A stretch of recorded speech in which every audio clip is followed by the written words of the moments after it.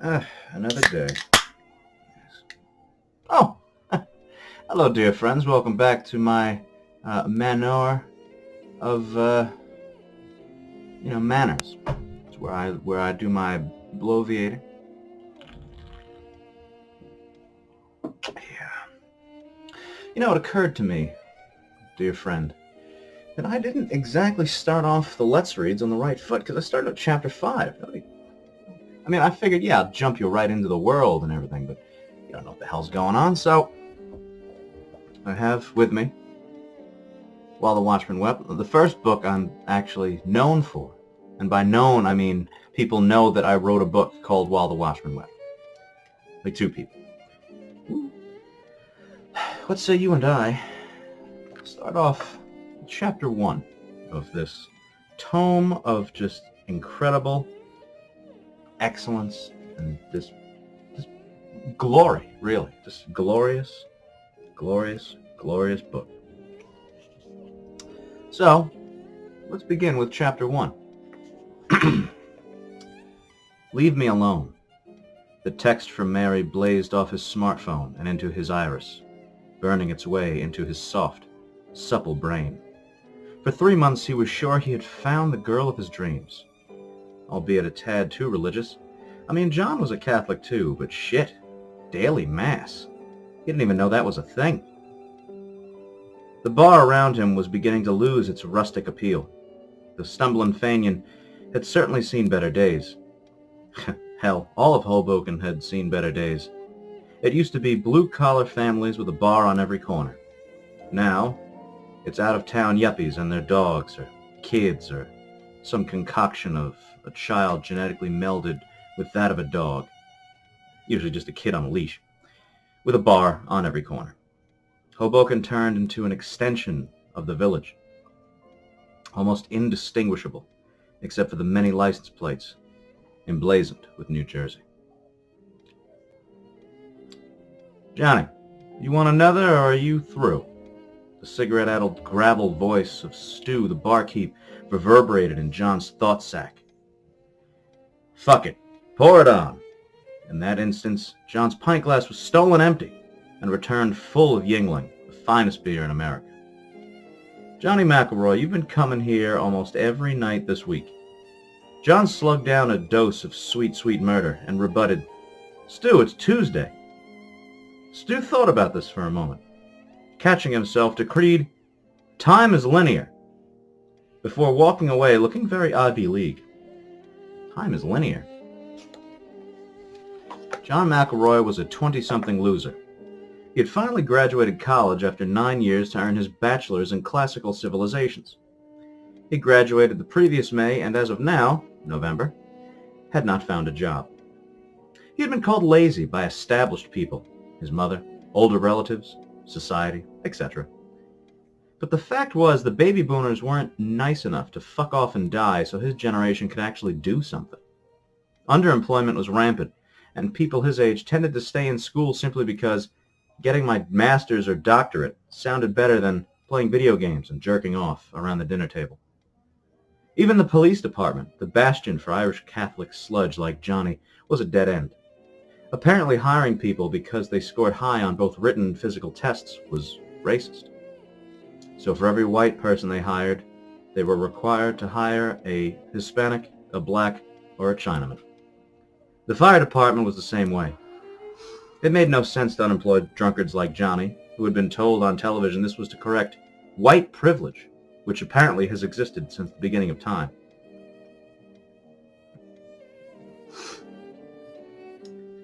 John pondered white privilege as he toasted the now ironic sign above the bar. Irish need not apply. As entertaining as racism was, it only distracted John from the reason for his drinking. Mary. Mary Bernadette O'Hanlon was in every aspect ratio perfect. Aside from her actually being in love with Jesus, she was a keeper. Tall, for a woman. She wasn't like 6'7" or some shit.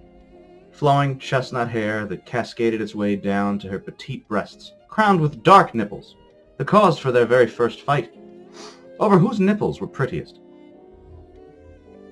John felt his pink ones were more befitting of what a nipple should be. Her average figure was also on his brainium. Not hourglass, but not flat. Warm to the touch, as a healthy young woman should be. Although her vagina sort of resembled a roast beef sandwich, which was odd because Mary was a militant virgin. She resembled Anne looks, beef curtains be damned. And for John, who had never known love, nor the cost it would have in his heart, whereas before it was around $200 to $300 at a highway strip club, he found himself deeply in the mires of misery. "Yo, I'm talking to you, Johnny!" Snapping out of Anne Hathaway's beef curtains long enough to take a seaside trip to reality, John snapped back. "I know, you son of a bitch! I'm right here!" Stu cocked his head to the side like a Mongolian sidecocker. "Then what did I just say?" John exhaled audibly, wondering when he married his bartender. "I don't know, something about me looking sad or some shit." Stu nodded grimly. "Yeah, that was it." Then something happened that took both Stu and by surprise. Tears. Johnny McElroy was crying. "Oh, I'm sorry, I didn't mean to snap or anything." Stu was hurriedly looking for shot glasses, the traditional cure for when one man is made uncomfortable by another man. "I miss her so much, Stu." The two men downed shots of whiskey, as their forefathers did it before them, in both old and new countries. "I've never felt this way before. I think I want to get married." Stu looked uncomfortable. "Look, Johnny, I'm flattered, but I think I could do." John shot him a look that said all it needed to. Downing a second shot and regaining his composure, John exhaled, like the mighty dragon. His flames were invisible, and smelled faintly of Lucky Strike cigarettes and hot wings. "Seriously, I think he might be the one. But I'm such a fuck-up. She never stood a chance." Stu looked on and exhaled also, although his fire smelt of searing hot boron, which Johnny thought a bit odd. "Look," Stu began, "I'm not going to tell you that there are other girls out there. I'm not going to tell you that you'll find love again. And I'm not going to tell you that it's better to have loved and lost and all that shit. People are cunts, some more than others. For instance, describe to me the last time you two were together." John looked down, piecing the events in his booze-addled mind as best he could. "It was my cousin's graduation party," he began. His English classes had prepared him for flashbacks or memory writing.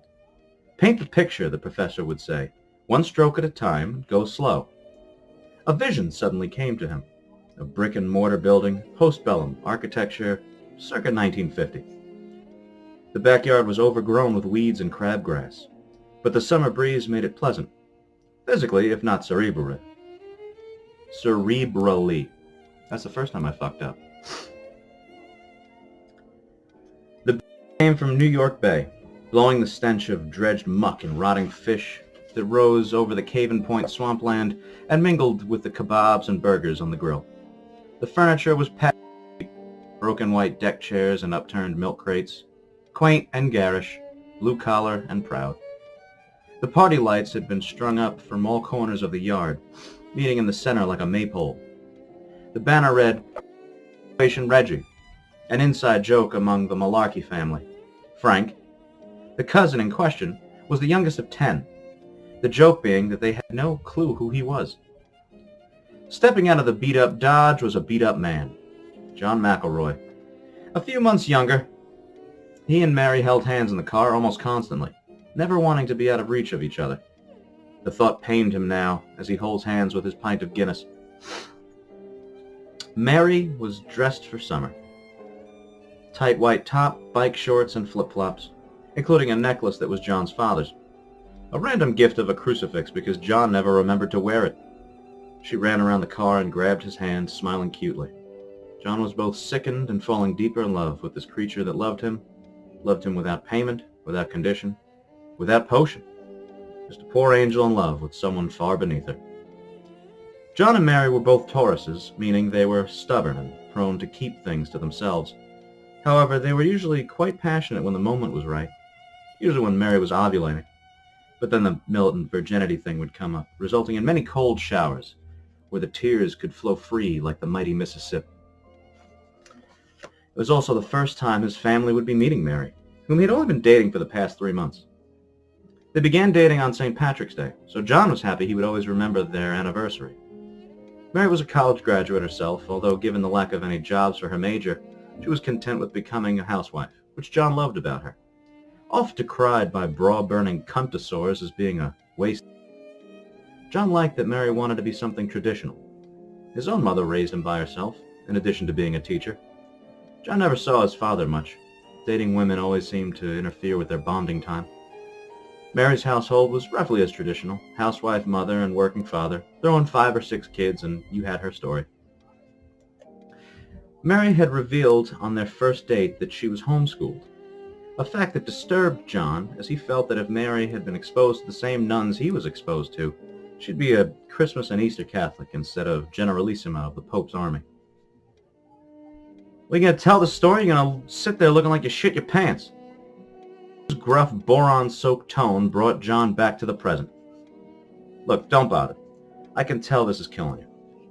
The painted picture faded away, Mary fading with it. Yeah. A grunt, more than a word, popped out of his mouth. I get you, pal, Stu said, pouring another shot. Sometimes you gotta be a little crazy for the ones you love. Suddenly the painting was back, crystal clear, and there was John holding hands with Mary again. You silly fuck. You're right. You got the yellow pages or something back there? John ejaculated, verbally. Stu seemed taken aback by the aforementioned ejaculation, but accepted it as just. Yeah, here. Tossing the big yellow paperweight John's way. The whiskey must be taking hold. John realized he couldn't read the cover, just a bunch of words that looked vaguely familiar, but he couldn't begin to comprehend them. Stu, what kind of evil is this? Stu, at this point begging to escape John's clutches, glanced over. He stared at the book, then at John, then back to the book. Slowly he turned the book over, revealing the English-language version of the pages. Wide-eyed and afraid, John looked deep into the black pit of Stu's eyes and whispered softly over the Rolling Stones playing from the jukebox. Are you a wizard? Stu took the statement curiously, smiled as if he were dealing with a retarded child, and then began to walk away. With Stu the wizard/barkeep gone, John was left with a book that required his fingers to do some walking. He cracked into the white pages first, a sea of surnames. Amazing, all this humanity lives around him, and he knows none of these people. Philosophy is for queers, John stated, to himself. However, 2 average-looking Susie Nobodies caught it and shot him an unnerved glance. Undeterred, John continued finger-walking, finally reaching the sought-after yellow pages, or páginas amarillas, depending on which way the book was flipped. Automotive? No, that won't do at all. Her car is fine, and no woman ever swooned over an all-night mechanic, regardless of what those Tara Patrick movies suggested. Care, adult. Again, no. A jitney bus filled with geriatrics was hardly going to open Mary's heart. Churches? Enough of that shit. Keep turning the pages, John. Somewhere in this book of answers is the answer. Flipping around, he came upon music, lessons/acts. This could be something.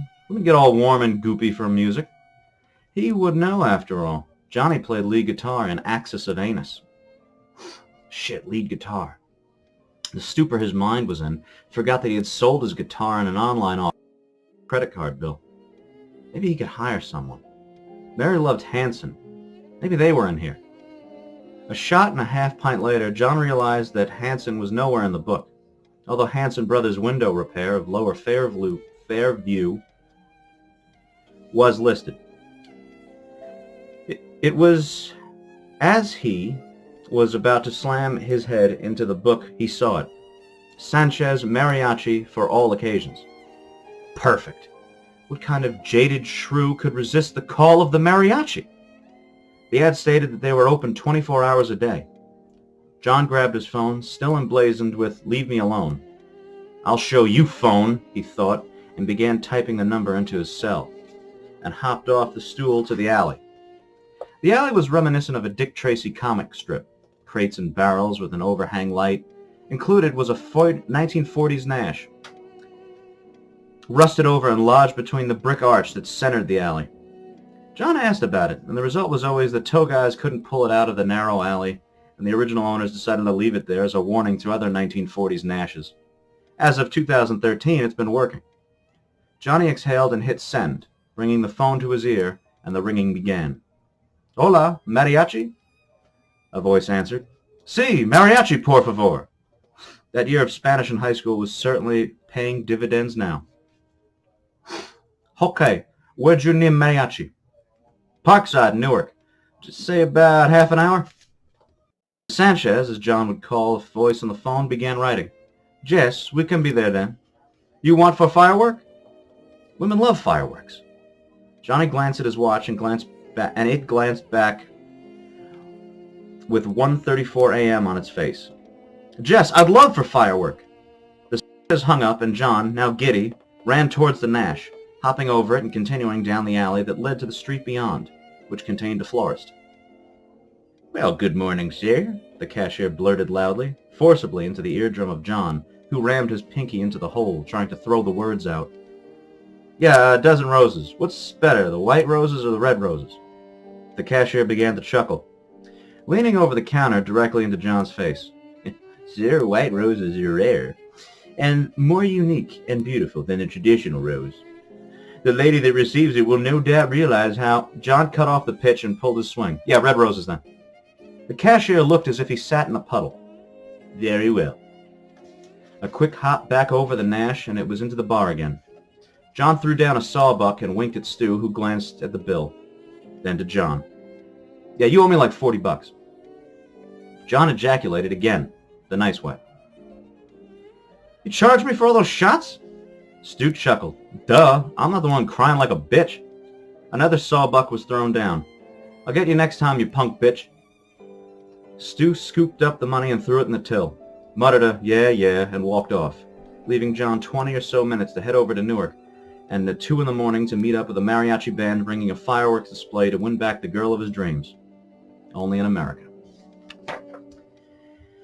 Well, I'll tell you folks, this probably is the greatest book that's ever been written.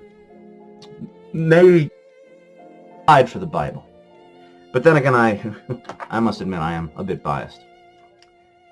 If you'd like to order the book, I'll put a link down below, and, stick around next time when we read more. Reading ahead is always encouraged, and that link will be down below. And until next time, get the hell out of my house.